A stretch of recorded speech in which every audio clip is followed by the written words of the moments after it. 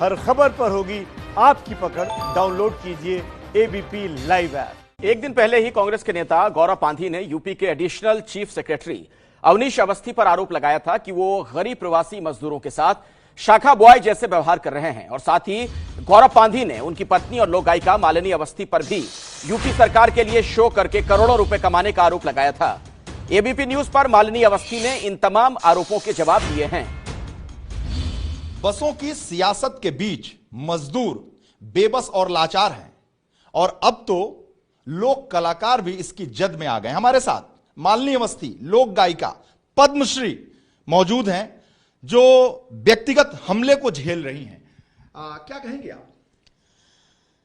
मुझे बहुत अफसोस होता है कि जब आप राजनीतिक लड़ाई में पार नहीं पा पाते हैं और कहीं ना कहीं हारने लगते हैं तो कहीं ना कहीं आप व्यक्तिगत निशाना बनाते हैं और वहां पर आप आक्रमण करने का प्रयास करते हैं जहां पे आपको लगता है कि वो सबसे नर्म और कोमल पक्ष होता है किसी भी व्यक्ति का, यानी कि परिवार।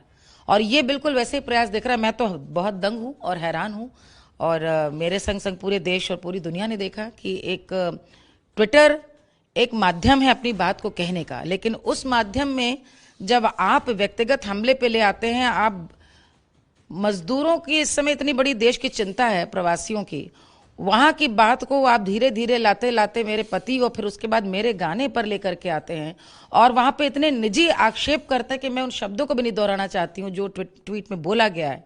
और मैंने इसलिए जवाब दिया कि या तो इन बातों को साबित करें और या फिर वैधानिक कार्यवाही के लिए तैयार रहें। और उसका कारण है वीरेश, क्योंकि मुझे लगता है कि हम आ तो गए 2020 में, लेकिन आज भी हर सफल महिला को जिसने अपने परिश्रम और लगन से समाज में अपनी एक जगह बनाई है, उसको बार बार जवाबदेही देनी पड़ती कि वो सफल क्यों है और कैसे हुई। और मैं हैरान हूं कि ये ट्वीट एक ऐसे दल के व्यक्ति द्वारा आया है जहां पर महिला नेताओं का आज नहीं पिछले 30-40 वर्षों से बोलबाला है। महिलाओं का सम्मान, महिला सशक्तिकरण की बातें जो करते हैं, मुझे हैरानी है कि क्या वो ये सोच सारे लोगों के लिए रखते हैं। और दूसरी बात, न सिर्फ महिला का अपमान बल्कि एक महिला लोक कलाकार का अपमान।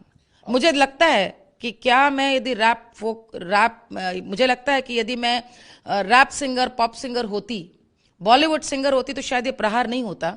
उनको शायद आपत्ति ही सी बात से होगी कि मैं देश की संस्कृति पर काम कर रही हूं, मैं देश से जुड़े मुद्दों पर मुखर होकर अपनी बात कहती हूं, मेरे पति प्रशासनिक सेवा में है।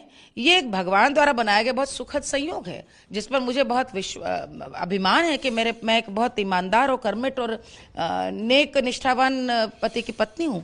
लेकिन आप अपनी लड़ाई में अपने आप को, यदि कोई जब मुद्दा नहीं मिल पाता, आप मुख्यमंत्री योगी आदित्यनाथ जी के खिलाफ कोई बात नहीं निकाल पाते, आपको जब अधिकारी के खिलाफ कोई जब आपको साक्ष्य नहीं मिलते तो आप परिवार पर प्रहार करते हैं। मतलब इससे ज्यादा गिरी हुई कोई बात नहीं हो सकती। अब ये तो या तो सबूत दे, नहीं तो अब ये मैं सुनूंगी नहीं और वंस एंड फॉर ऑल इस बात को मैं खत्म करूंगी।